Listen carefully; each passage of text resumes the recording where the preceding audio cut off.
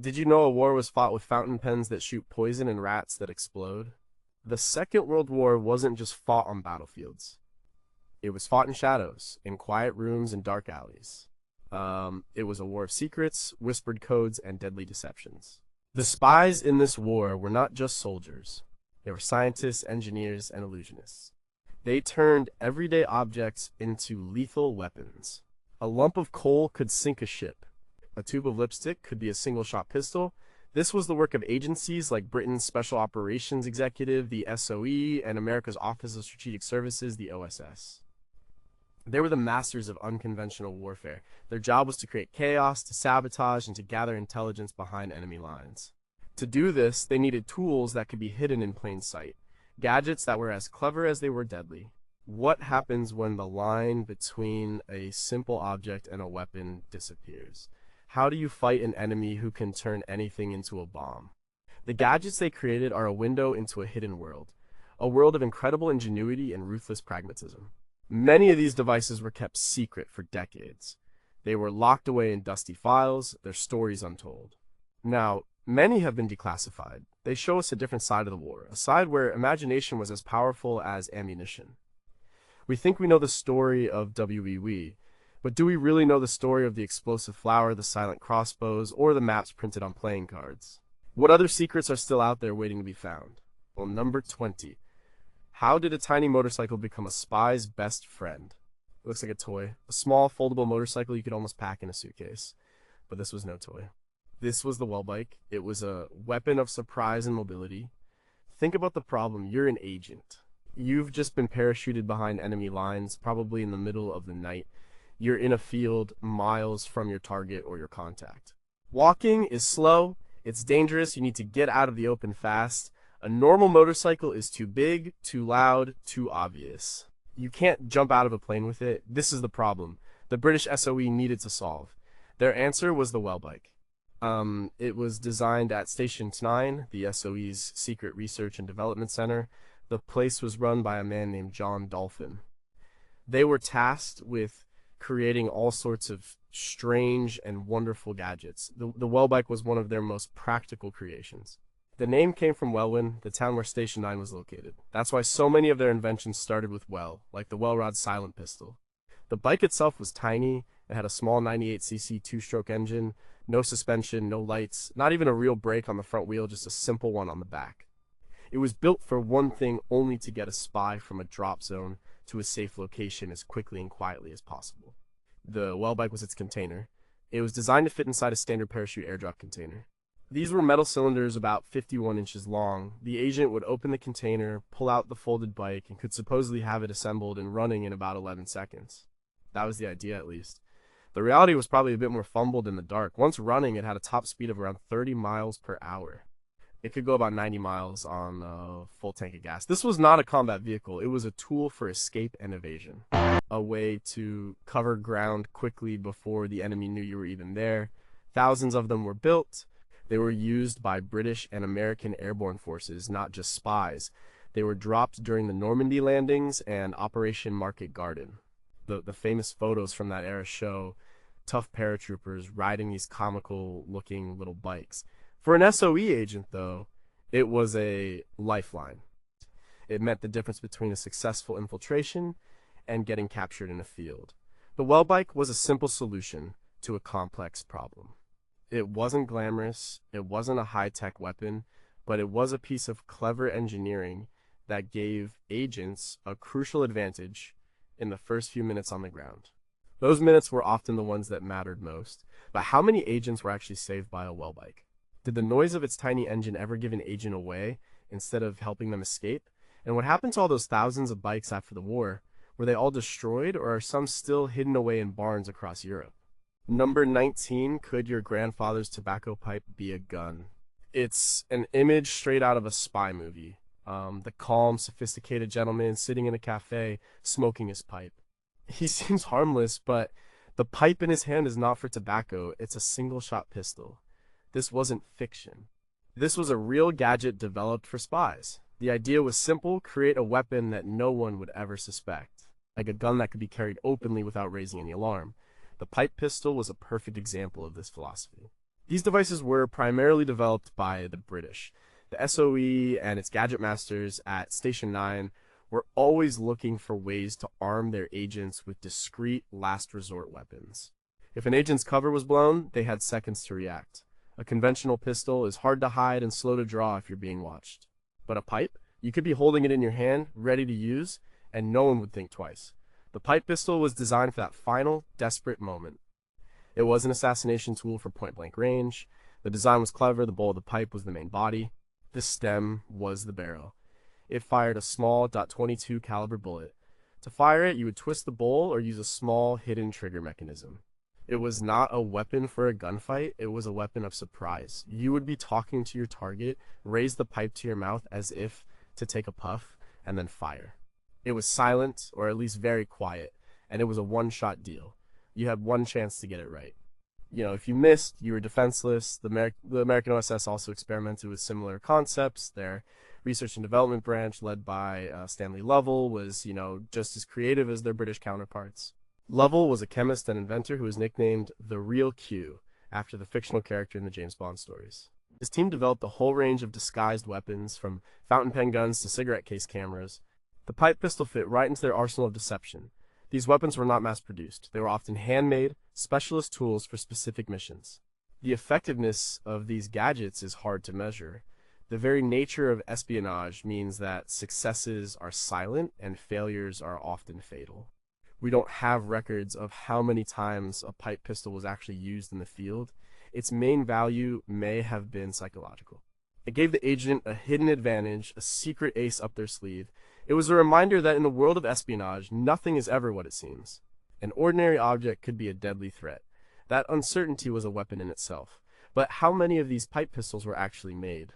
Did an agent ever get caught because they tried to actually smoke tobacco out of one by mistake? And are there any confirmed assassinations that were carried out with a weapon like this? Or does it remain a clever idea that was too risky to use in practice? Number 18. Could a dead rat topple an empire? That sounds like a cartoon. A bad joke. You want to sabotage the enemy? Use an exploding rat. But this was a real plan. It was one of the most bizarre and grimly creative ideas to come out of the war. The British SOE was behind it.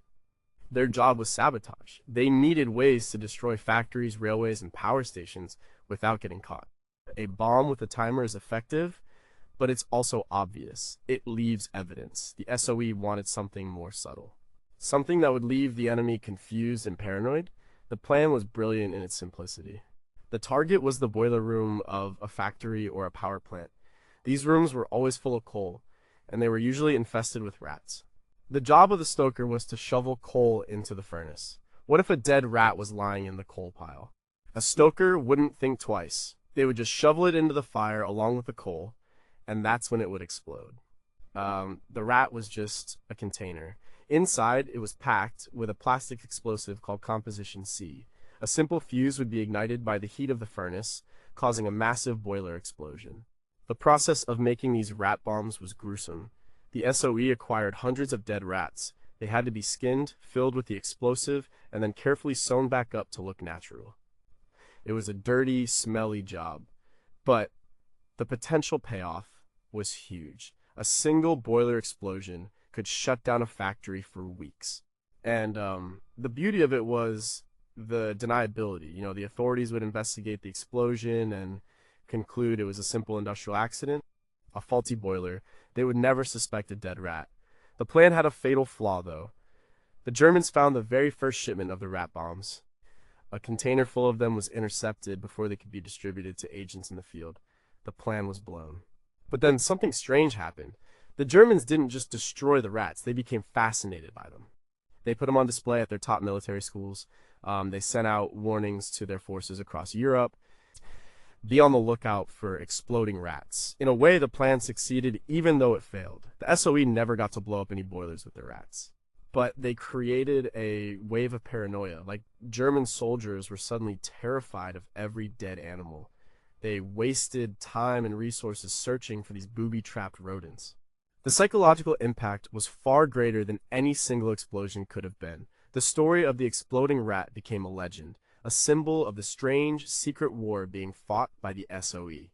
It showed that in this war, even like the most disgusting idea could become a potent weapon.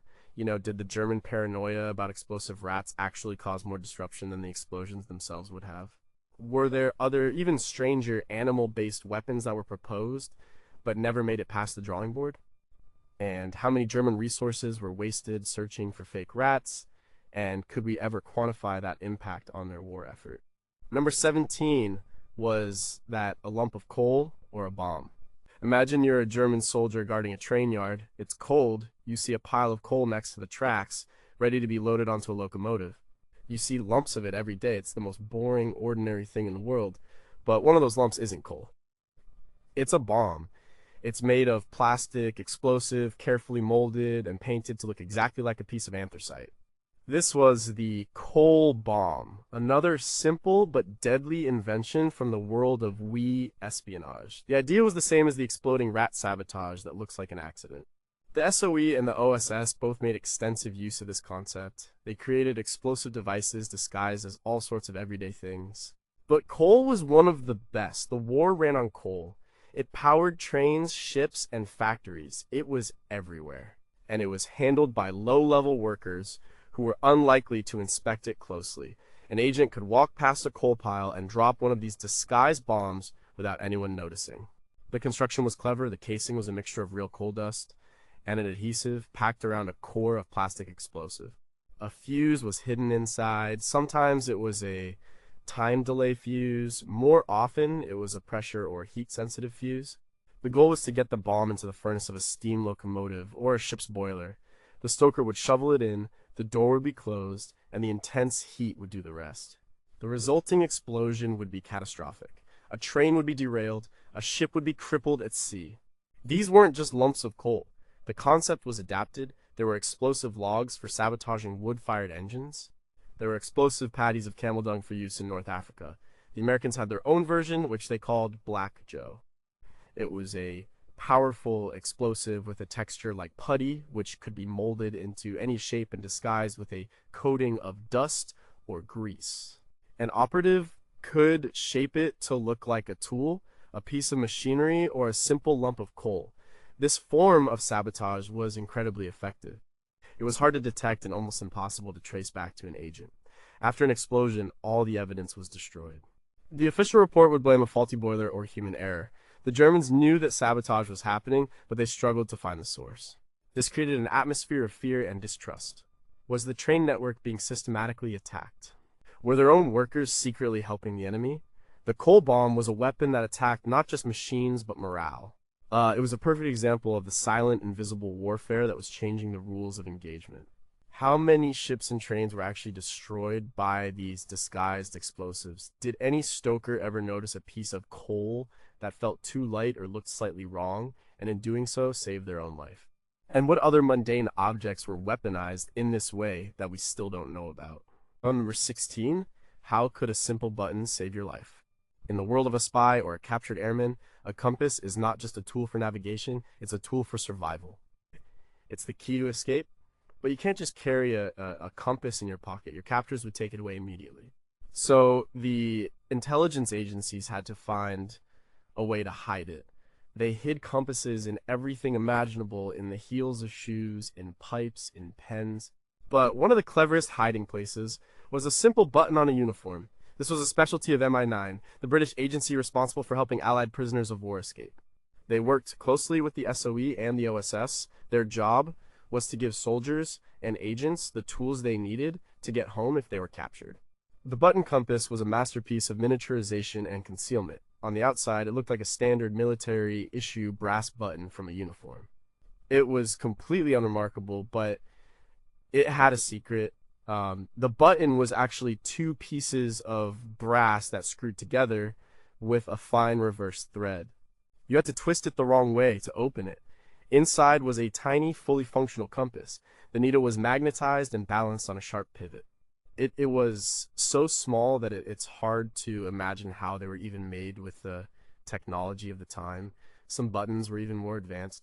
The two dots on the front of the button, which looked like the holes for thread, were actually luminous. If you held them up to a light source, they would glow in the dark. One dot pointed north. These buttons were sewn onto the uniforms of aircrew and special operations agents before they went on missions. The men were told about the secret, but often not which specific button it was. They had to remember. If they were shot down and captured, their uniform might be the only thing they had left. In the dead of night, in a prison camp, they could secretly unscrew the button and find their way to freedom. The man behind many of these escape gadgets was Christopher Clayton Hutton. He was an eccentric inventor working for MI9. He was a master of disguise, not for people, but for objects. He believed that every Allied serviceman should have an escape kit hidden on their person. He developed maps printed on silk that wouldn't rustle, and saws hidden in shoelaces. The button compass was one of his signature creations. Thousands of these were produced and distributed. It's a testament to their design that many have survived and can still be seen in museums today. They still work perfectly, but how many successful escapes were directly aided by a button compass? Did any soldier ever forget which button was the special one or accidentally lose it? And were there ever any instances of a guard discovering the secret of the button, leading to a change in escape and evasion tactics? Number 15, what secrets were hidden in a spy's shoe? A spy's clothing was their first line of defense. It was their disguise, but it was also their toolbox. Every item could have a hidden purpose, and one of the most useful pieces of clothing for hiding things was a pair of shoes. They were sturdy, they had multiple parts, and they were unlikely to be taken away from a prisoner, at least not at first. The heel of a shoe was the perfect hiding place. Both the SOE and the OSS developed shoes with secret compartments. The most common design involved a hollowed-out wooden heel. The heel cap could be removed, often by twisting it or using a small hidden latch. Inside this small space, an agent could hide a variety of escape and evasion tools. A small compass, a tightly folded silk map, a small blade or wire saw. Some even contained a small dose of poison, the infamous ill pill, lethal pill, for an agent to use if capture and torture were imminent. The construction of these shoes had to be perfect. They had to look and feel completely normal. If the heel made a strange sound when walking, or if it felt lighter than it should, the secret would be discovered. The craftsmen who made these shoes were unsung heroes of the war. They worked in secret workshops, carefully modifying standard issue footwear to include these hidden features. They had to ensure that the shoe remained comfortable and durable, even with a hollowed-out heel. One clever trick was to use a metal plate in the heel that could be used as a digging tool. Other shoes had a blade embedded in the sole that could be pulled out by tugging on the shoelace in a specific way. The shoelaces themselves could be made of a strong fire-resistant cord with a wire saw core. An agent could use their own shoelace to saw through the bars of a cell. Every part of the shoe was considered a potential hiding place. The American OSS had a catalog of these items produced by their research and development branch. They offered different types of shoes for different operational environments. A standard dress shoe for an agent in a city. A sturdy boot for a commando in the field. Each one could be customized with a variety of hidden compartments and tools. The choice of what to hide was a life or death decision. What would be most useful? A map to find your way home, or a poison pill to ensure you never talked? It was a grim calculation that every agent had to make. But how did they prevent the hidden compartment from being discovered during a thorough search? Was there a standard set of tools hidden in every shoe, or was it customized for each agent and mission? And are there any stories of agents who were captured but managed to use the tools in their shoes to make a successful escape? Number 14, what was the last secret an agent kept? For a spy working behind enemy lines, capture was a constant fear, and with capture came the threat of interrogation and torture. Intelligence agencies knew that under extreme duress, anyone could break. An agent might reveal the names of their contacts, the locations of safe houses, or the details of their entire network. This could lead to the death of dozens of people. To prevent this, agents were given a final, terrible option, the suicide pill. This was often called the L pill, which stood for lethal pill. It contained a fast-acting poison, usually a potent form of cyanide. The idea was that if an agent was captured and faced the certainty of torture, they could take the pill and die within seconds. It was a grim tool, but it was seen as a necessary one. It gave the agent some measure of control over their own fate, and it protected the secrets they carried. The challenge was how to carry the pill. It had to be easily accessible, even if the agent was bound or being searched. It couldn't be in a pocket or a hidden compartment that a guard might find. The solution was to hide it in a place that was intimate and personal. Some agents had the poison contained in a fake tooth, a hollowed-out molar with a cap. They could bite down on it to release the poison. Others carried it in the end of a fountain pen or disguised as a button. The most famous user of a cyanide capsule was Hermann Göring, one of the top leaders of the German government, who used one to commit suicide the night before he was scheduled to be executed after the Nuremberg trials. This shows that the technology and the concept were not limited to the Allies. Secrecy and the desire to control one's own end were universal in the world of high-stakes conflict. The OSS and the SOE both issued these pills to their agents. It was a standard part of their equipment. The decision to take it was left entirely to the agent. It was a lonely and terrifying choice. We know of agents who were captured and did not take the pill, and who were subsequently tortured and killed. We also know of agents who did use it. The story of SOE agent Violette Sabo is a famous one. She was captured, tortured, and eventually executed, but she never revealed her secrets. It is not known for certain if she had an L pill, but her story exemplifies the incredible bravery of these agents. The L pill represents the dark reality of espionage. It was not a world of glamorous parties and clever gadgets. It was a world of fear, isolation, and impossible choices. The existence of this single tiny object tells us more about the true nature of spying than any weapon or radio ever could. It was the ultimate failsafe, a secret kept until the very end. But how was the decision made on who received an L pill and who did not? Were there any recorded instances of an agent taking the pill accidentally? And how did the agencies psychologically prepare their agents to carry a device whose only purpose was their own death? Number 13. Can a knife be more than just a weapon? Some gadgets are about deception, some are for escape, and some are for killing. The Fairbairn-Sykes fighting knife falls into the last category. It wasn't a hidden gadget, it was a purpose-built weapon for silent, deadly, close-quarters combat. It is one of the most iconic knives in military history, and its story is deeply connected to the world of special operations. The knife was designed by William Ewart Fairbairn and Eric Anthony Sykes. Before the war, they were both police officers in the Shanghai Municipal Police. Shanghai in the 1920s and 30s was one of the most dangerous cities in the world. Fairbairn and Sykes had to deal with violent crime on a daily basis. They became experts in practical, no-nonsense self-defense and close combat. They developed their own fighting style, a brutal mix of martial arts and street fighting. And they designed a knife to go with it. When WWII broke out, their unique skills were in high demand. They were recruited by the SOE to train commandos and agents. They taught their brutal, effective methods of silent killing. The Fairbairn-Sykes knife was the centerpiece of this training. It was not a utility knife. You wouldn't use it to open a can of rations. It was designed for one thing: stabbing. The blade was long, thin, and needle-sharp. The handle was a distinctive foil grip, designed for a perfect, secure hold. It was balanced like a fencing foil, making it fast and precise in the hand. The knife became the symbol of the British Commandos, the Royal Marines, and many other Special Forces units. The American OSS also adopted it for their agents and operational groups. It was issued to men who were expected to operate behind enemy lines, to conduct raids, and to eliminate sentries without making a sound. The training that went with the knife was just as important as the weapon itself. Fairbairn and Sykes taught their students the most vulnerable points on the human body. The attacks were designed to be swift and instantly lethal. The Fairbairn-Sykes knife is more than just a piece of steel. It represents a shift in military thinking. It was a recognition that some parts of the war would be fought not by armies with tanks and planes, but by small groups of highly trained individuals in the dark. It was a tool for a new kind of warfare, a warfare of shadows and silence. The knife's legacy continues today.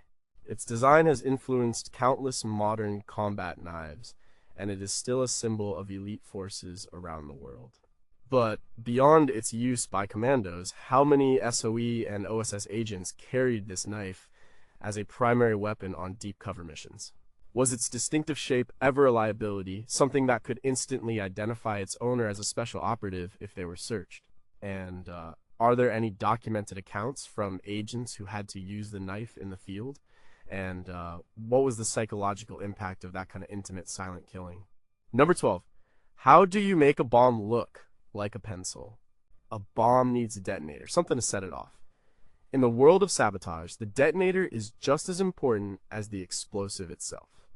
It needs to be reliable, predictable, and small enough to hide. For the SOE, one of the most elegant solutions was the pencil detonator. It was a small, simple device that looked, at a glance, like an ordinary pencil. But it was a precision-engineered time fuse. It was officially called the time pencil, or no 10 delay switch. It was developed at Station 9, the same place that gave us the well bike. The design was ingenious. It consisted of a brass or copper tube containing a glass vial of corrosive acid. This vial was held next to a thin wire. To activate the fuse, the agent would crush the end of the pencil. This would break the glass vial, releasing the acid. The acid would then slowly eat through the wire. Once the wire was severed, it would release a spring-loaded striker, which would hit a percussion cap, igniting the detonator and setting off the main explosive charge. The genius of the time pencil was its variability. They were color-coded. Each color corresponded to a different time delay. The delay was determined by the thickness of the wire and the strength of the acid. A black pencil might have a 10-minute delay. A red one, 30 minutes, a white one, 2 hours. This allowed the saboteur to set the bomb and be miles away before it went off. They also made versions that were sensitive to temperature, so a bomb could be set to go off when the temperature rose or fell to a certain level. Millions of these time pencils were produced during the war. They were airdropped in containers to resistance groups all over occupied Europe. They were cheap to make, easy to use, and surprisingly reliable. A resistance fighter could receive a package of plastic explosive and a handful of these pencils. With that, they could blow up a railway bridge, a power pylon, or a supply depot. The instructions were simple enough to be understood by people with no military training. The pencil detonator was a tool of empowerment. It put the power of precise, timed sabotage into the hands of ordinary people fighting for their freedom. Small, quiet object that could cause a massive amount of disruption, it was one of the most widely used and effective gadgets of the entire secret war. It was a perfect example of the SOE's philosophy: give the right tools to the right people, and they will find a way to use them to cause maximum chaos for the enemy. But how accurate were the time delays, really? Did a change in temperature or humidity ever cause a pencil to go off too early or too late, with disastrous consequences? Were there any dud batches that failed to work? And what happened to the agents who relied on them? And did the enemy ever manage to copy the design and use it for their own counter-sabotage operations? To number 11, can a single dot of dust contain a secret message? In espionage, information is everything. But getting that information from an agent in the field back to headquarters is one of the biggest challenges. Letters can be intercepted, radio signals can be tracked. Spies needed a way to send detailed reports, maps, and technical drawings without being detected. The solution was one of the most incredible feats of miniaturization in the war, the microdot. A microdot is a photograph that has been shrunk down to the size of a speck of dust. A full page of text or a detailed diagram could be reduced to a dot less than a millimeter in diameter. This dot could then be hidden in plain sight. It could be pasted over the period at the end of a sentence in an otherwise innocent letter. It could be hidden in the postmark on an envelope or in the eye of a person in a photograph. It was virtually impossible to find unless you knew exactly where to look and what you were looking for.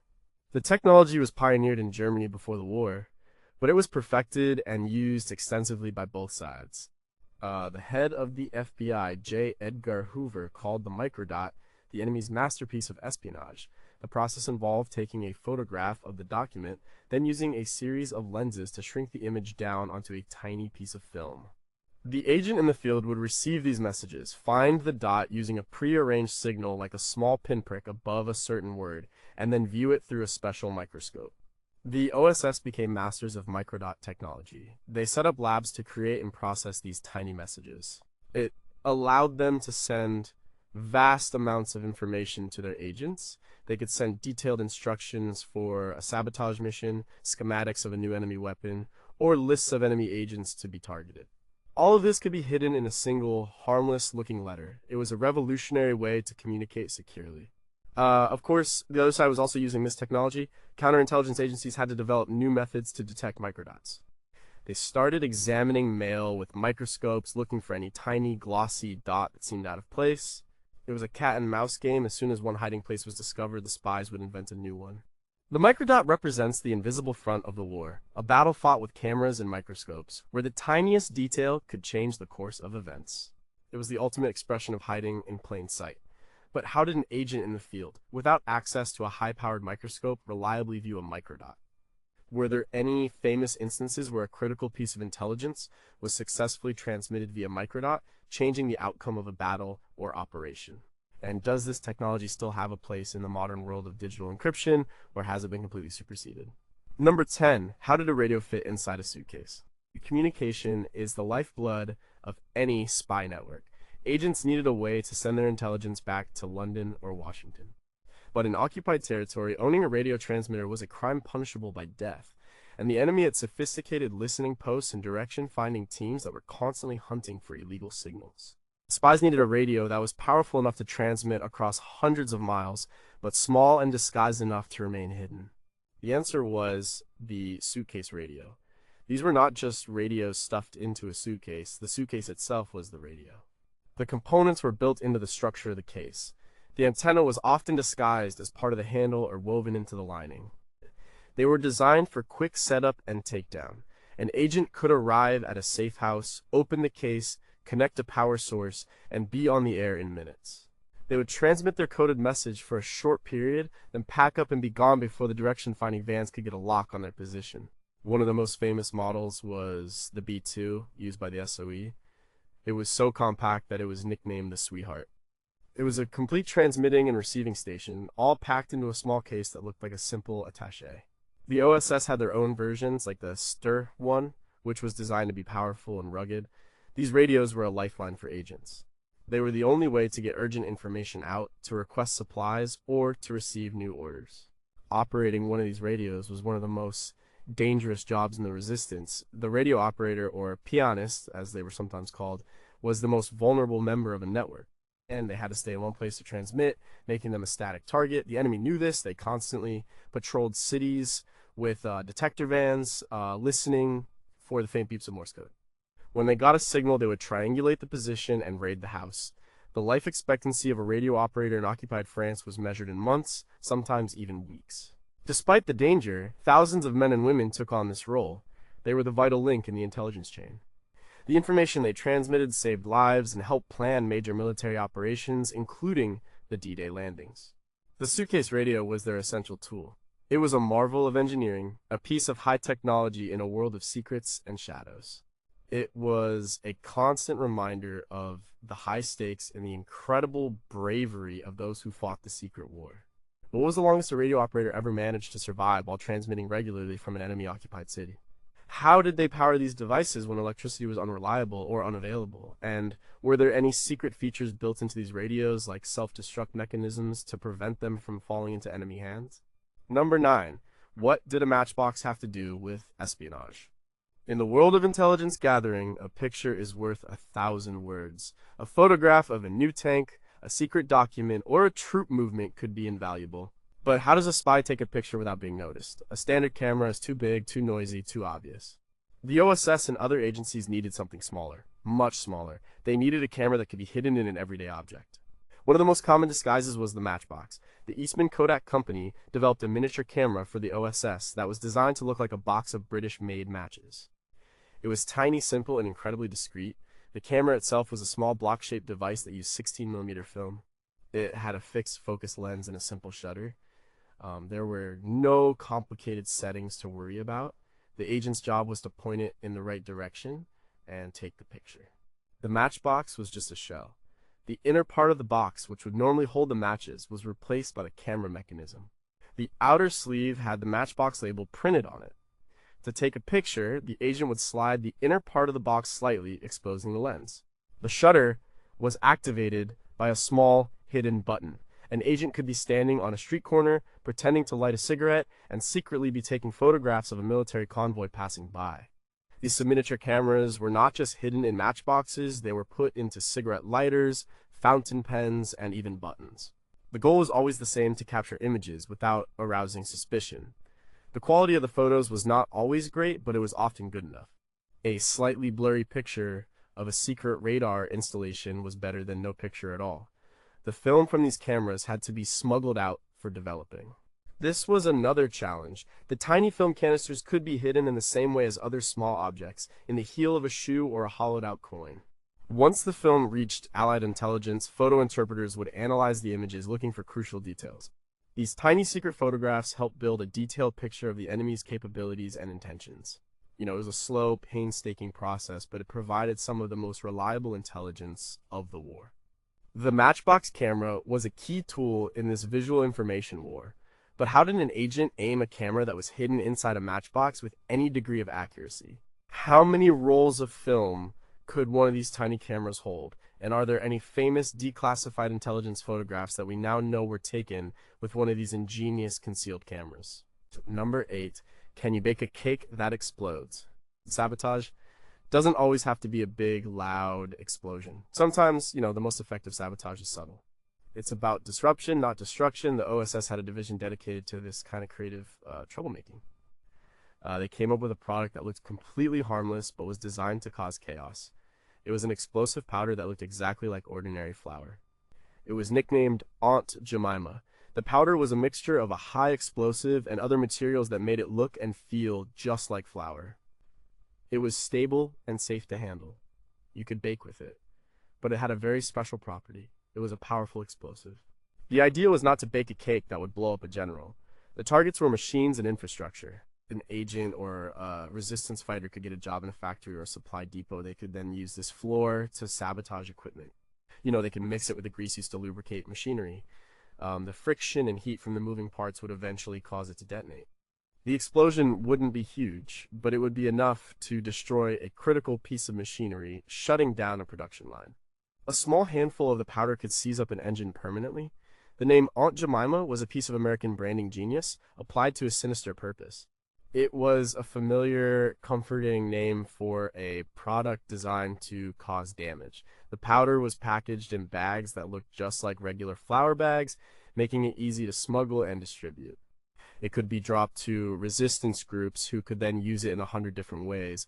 A railway worker could sprinkle some into the lubricant for a locomotive's axle box. A factory worker could mix it into the oil for a large industrial press. This was a form of chemical warfare, but on a mechanical level. It was hard to trace.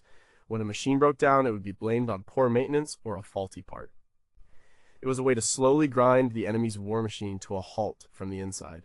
The OSS developed a whole range of similar products. They had abrasive powders that could be put into fuel tanks to destroy engines and chemical compounds that could contaminate supplies of oil and lubricants. Aunt Jemima was just one tool in a large arsenal of industrial sabotage. But was Aunt Jemima ever actually used to bake food? And what would happen if someone ate it? How did the OSS ensure that this explosive powder wouldn't be mistaken for real flour by friendly civilians or resistance members? And are there any documented cases of major industrial failures that were later attributed to this clever form of sabotage? Number 7, was the kiss of death a real weapon? In the popular imagination, the female spy is often a femme fatale, using her charm and beauty as weapons. During WWII, this stereotype was turned into a deadly reality with a gadget that became known as the kiss of death. It was a single-shot pistol, cleverly disguised as a tube of lipstick. This was a weapon developed by the OSS for its female agents. The logic was simple. A woman's handbag was a private space, unlikely to be searched as thoroughly as a man's pockets. And a tube of lipstick was a perfectly normal object for a woman to be carrying. Like, no one would look at it twice. But this was no ordinary cosmetic. The lipstick tube was a fully functional .22 caliber pistol. The design was elegant. The outer casing looked like any other popular brand of lipstick. To fire it, the user would twist the base, just as if they were extending the lipstick. This action would cock the weapon. A small, hidden button on the side acted as the trigger. It was designed for use at extremely close range. It was a weapon of last resort for a moment when an agent was cornered and had no other way out. It delivered a single, silent, deadly shot. We don't know how many of these lipstick pistols were made or how often they were used. The records of such clandestine operations are, by their nature, incomplete. But the existence of the device shows the lengths to which the intelligence agencies would go to arm their operatives. They understood the importance of deep cover and the need for weapons that could be hidden in the most innocuous of objects. The kiss of death is the ultimate example of this. It combines the mundane with the lethal in a way that is both fascinating and chilling. The role of female agents in the SOE and OSS was crucial. Women like Virginia Hall and Nancy Wake operated behind enemy lines for years, organizing resistance networks, gathering intelligence, and carrying out sabotage missions. They faced incredible risks. A gadget like the lipstick pistol, while perhaps more theatrical than practical, provided them with a concealed weapon that was uniquely suited to their cover. It was a tool that fit their disguise, a final, secret defense in a very dangerous world. But were there different versions of the lipstick gun, disguised as different brands of cosmetics? Did any agent ever have to use this weapon in a real-life situation? And if so, what was the outcome? And was this gadget more of a psychological comfort for the agent than a practical weapon for the field? Number 6. Why did spies use a crossbow in a world of machine guns? And in an age of machine guns, bombers, and tanks, a crossbow seems like an ancient, obsolete weapon, but for the commandos and spies of WWII, it was a surprisingly modern and useful tool. The problem they faced was noise. A gunshot in the middle of the night behind enemy lines is a death sentence. It alerts every guard in the area. They needed a weapon that was silent, lethal, and could be used at a distance. The crossbow was a perfect fit. The British SOE and the American OSS both developed and used crossbows. These were not the large, clumsy weapons of the Middle Ages. They were modern, compact, and powerful. They were often made with steel prods and used lightweight aluminum bolts. Some could be folded or broken down for easy transport. They were equipped with sights for accuracy. A well-trained operative could hit a man-sized target from 50 yards away. The main use for the crossbow was silent sentry removal. A small team of commandos on a raid needed to get past the guards without raising an alarm. A crossbow bolt was completely silent in flight. A guard would simply collapse without making a sound.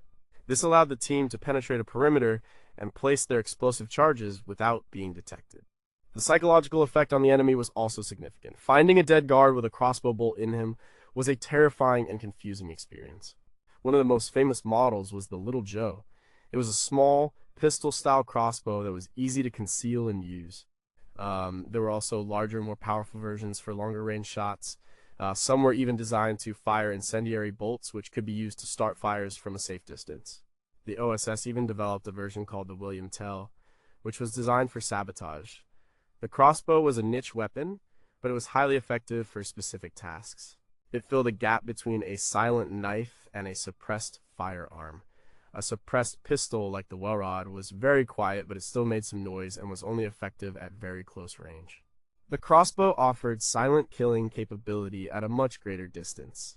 It was another example of the ungentlemanly warfare that the Special Operations Forces were pioneering. They were willing to use any tool, no matter how unconventional, to get the job done. But how widespread was the use of crossbows? Were they a standard issue item for certain units, or a specialist tool for a select few? Are there any declassified mission reports that specifically mention the successful use of a crossbow to eliminate a sentry? And did the enemy ever develop their own silent weapons or tactics to counter this threat? Number 5. How do you sink a battleship with a magnet? A warship in a harbor is a difficult target. It's protected by anti-aircraft guns, torpedo nets, and watchful guards. Attacking it with a submarine or an airplane is risky and difficult. But what if you could sneak up to it underwater with a bomb that you could stick directly onto its hull? This was the idea behind the limpet mine. It was a naval mine designed to be attached to a target by frogmen or canoeists. The name limpet comes from the small sea snail that clings tightly to rocks. The mine worked on the same principle. It was packed with high explosives and had a ring of powerful magnets around its base. A swimmer could carry the mine, approach the enemy ship underwater, and simply clamp it onto the steel hull below the waterline. The magnets were strong enough to hold it in place, even against the current. The frogman would then activate a time delay fuse and swim away. The limpet mine was a British invention, developed for use by their commandos and special boat units. The most famous use of them was during the St. Nazaire raid in 1942, where commandos in a disguised destroyer rammed the gates of a dry dock and planted limpet mines on nearby ships. But they were also used in smaller, sneakier operations. Teams of 2 men in a canoe would paddle into an enemy harbor at night, attach mines to ships, and slip away before dawn. The design of the mine was simple but effective. It had a hollow compartment to make it neutrally buoyant, so it was easy for a swimmer to handle underwater. The fuse was a time pencil, just like the ones used in land-based sabotage, but adapted for underwater use. The amount of explosive was enough to blow a large hole in the hull of a ship. Even if the ship didn't sink, it would be severely damaged and out of action for months. The OSS also had their own version of the limpet mine. They used them in both the Atlantic and Pacific theaters. It was a weapon that required incredible bravery to use. The men who carried out these attacks were operating alone in the dark, in cold water, deep inside enemy territory. They were a special breed of soldier. The limpet mine was their signature tool, a weapon that allowed a small number of men to inflict a massive amount of damage. But how did the swimmers navigate underwater in a dark harbor to find their targets? What kind of countermeasures did the enemy develop to protect their ships from these underwater attacks, like hull inspections or anti-frogman nets? And are there any stories of missions that went wrong, where a mine detonated prematurely or a swimmer was caught in the act? And number 4, did pigeons really work as spies? Sounds like something out of a fantasy novel, using birds to take secret photographs of enemy territory. But during both World War I and World War II, pigeon photography was a real and sometimes effective form of aerial reconnaissance. The idea was to fit a small, lightweight, automatic camera to a homing pigeon. The pigeon would then be released, and as it flew back to its home loft, the camera would take pictures of the ground below. The technology was pioneered by a German apothecary named Julius Neubronner before WWII. He used pigeons to deliver prescriptions. To track their flights, he designed a tiny camera on a timer. The military quickly saw the potential. In a time before spy satellites and drones, getting pictures from behind enemy lines was incredibly difficult. A reconnaissance plane was a big, noisy target. But a pigeon? It could fly low, it was quiet, and it was a small, fast-moving target that was almost impossible to shoot down. During WWII, the concept was revived. The American OSS and other intelligence agencies experimented with improved pigeon cameras. The cameras were lighter and more reliable. They were mounted on a harness that fit around the pigeon's body. They could be set to take pictures at specific intervals. The quality of the images was surprisingly good. From a few hundred feet up, a pigeon camera could capture details of enemy trenches, fortifications, and troop concentrations. The main challenge was the pigeon itself. You couldn't tell it where to fly. You could only rely on its natural homing instinct to get it back to its base. This meant it was not useful for targeting specific small locations, but for general reconnaissance over a wide area, it was a viable option. Like thousands of pigeons were used during the war, mostly for carrying messages. A smaller number were trained for these special photographic missions. The use of pigeons as spies was a closely guarded secret. It was an unconventional tactic that the enemy would not expect. It was never a primary method of intelligence gathering. It was a useful tool to have in the arsenal. It shows the incredible ingenuity of the wartime intelligence agencies. They were willing to try anything, no matter how strange it seemed, if it gave them an edge over the enemy. The pigeon spy is a perfect symbol of this creative, out-of-the-box thinking. But how did they recover the tiny cameras and film without harming the pigeon? Was there any way to train a pigeon to fly over a specific target area, or was it purely a matter of luck? And did the enemy ever catch on to this and start trying to shoot down pigeons, or even try to use their own birds of prey to intercept them? Number 3, why would a map be printed on a piece of silk? For a downed airman or an escaped prisoner of war, a map is the most precious object in the world. It's the difference between finding your way to safety and wandering aimlessly until you are recaptured. But a paper map is not ideal for a spy or an escapee. It's noisy when you unfold it, it tears easily. If it gets wet, it turns to pulp. It's also bulky and hard to hide. MI9, the British Escape and Evasion Agency, came up with a much better solution. They printed maps on silk. A silk map was a perfect tool for an escapee. Silk is durable and lightweight. It can be folded up into a tiny compact square and hidden almost anywhere. You could sew it into the lining of a jacket, hide it in the heel of a shoe, or conceal it inside a hollowed-out book. Unlike paper, it doesn't rustle or make any noise when you open it. And it's completely waterproof. You could swim across a river with a silk map in your pocket, and it would be perfectly fine. The man behind this innovation was, once again, Christopher Clayton Hutton of MI9. He collaborated with John Waddington Leaded, the British company famous for making the board game Monopoly. They developed a special process for printing maps onto silk and other fabrics like rayon. The maps were highly detailed and accurate. They showed roads, railways, rivers, and terrain. They often had special information for escapees, like the locations of friendly contacts or neutral borders. These maps were distributed to thousands of Allied airmen and special operations forces. They were a standard part of their escape and evasion kits. The idea was to give every man a chance to get home. The maps were a tool, but they were also a source of hope. They were a tangible link to home, a promise that escape was possible. The Germans eventually discovered these maps. They found them on captured airmen, but there was little they could do about it. The maps were so easy to hide that a thorough search might not find them. The production was so widespread that they couldn't stop them from getting into the hands of Allied personnel. The Silk Map was a simple, low-tech gadget, but it was one of the most successful and important innovations of the Secret War. It saved an unknown number of lives. But how did they ensure the accuracy of the maps, especially in areas where the front lines were constantly shifting?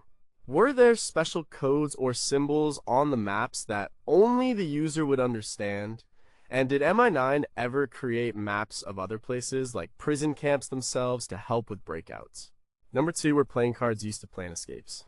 How do you get secret information to thousands of prisoners of war without the guards finding out? You hide it in the most common and harmless object in any prison camp, a deck of playing cards. This was another ingenious idea from MI9 and their American counterparts. They realized that playing cards were one of the few personal items that prisoners were allowed to keep. So they decided to turn them into a tool for escape. The plan was brilliant. The British company Waddington's, the same one that printed the Silk maps, created special decks of cards. On the surface, they looked like normal bicycle or other popular brands of cards, but the cards had a secret. Each card was made of several layers of paper, and hidden between the layers was a small piece of a larger map. If a prisoner collected a full deck, they could peel the cards apart and assemble a detailed escape map of the surrounding region. The cards were distributed to prisoners through fake charities and aid organizations. The Red Cross would send care packages to the camps containing food, clothing, and recreational items. Hidden inside these packages would be the special decks of cards. The guards would inspect the packages, but a deck of cards was so common that it would rarely arouse suspicion. The prisoners had secret codes to let them know which packages contained the escape aids. This wasn't just a British idea. The United States Playing Card Company also collaborated with the American government to produce these map decks. They were distributed to American POWs in German camps. The maps were incredibly detailed, showing not just geography but also potential safe routes and the locations of people who might help an escaped prisoner. The playing card maps were a triumph of mass-produced clandestine technology. They were a way to get vital intelligence into the most secure locations. They empowered prisoners and gave them a real chance to escape. It was a psychological weapon as much as a practical one. It told the prisoners that they had not been forgotten, and it was a constant headache for the camp authorities, who could never be sure if that innocent-looking card game in the corner was actually a session of escape planning. But how did the prisoners know which cards to peel apart, and how did they assemble the map without being discovered? Were there any recorded escapes that were directly successful because of a map assembled from a deck of cards? And did the guards ever catch on and start confiscating all playing cards from the prisoners? Number 1, can you hide a radio inside a cricket? What is the single most important tool for a spy? A gun? A poison pill? No, it's information. The ability to communicate. But as we've seen, radio communication was incredibly dangerous. The suitcase radios were effective, but they were still bulky and hard to hide. The OSS needed something smaller, something that could be used for short-range covert communication.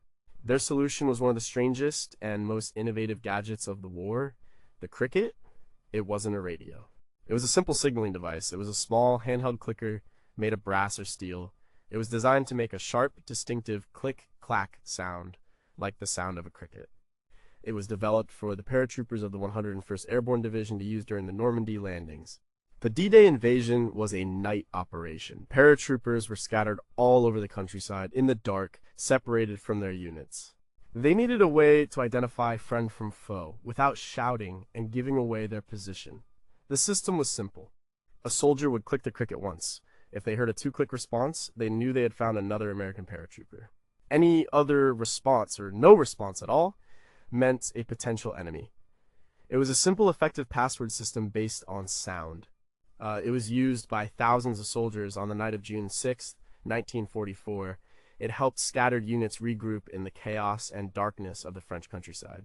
While it was primarily a military tool, the cricket embodies the spirit of an espionage gadget. It's a tool for covert identification. It's simple, it's deniable, and It uses a sound that can be easily dismissed as background noise. It's a perfect example of how a low-tech solution can be incredibly effective in a high-stakes environment. The cricket was not a secret weapon in the same way as a lipstick pistol or a coal bomb, but it was a secret tool of communication. Its sound was a secret language spoken in the dark that only the initiated could understand. It was a lifeline for soldiers lost behind enemy lines. It represents the importance of simple, clear communication in the fog of war. In a world of complex codes and powerful radios, sometimes the most effective tool is the one that just makes a simple click. But how do they prevent the enemy from capturing a cricket and using it to trick American soldiers? Were there other similar sound-based signaling devices used by other units or by spy networks? And what happened to all those thousands of crickets after D-Day? Were they simply discarded, or did they become treasured souvenirs of that historic night?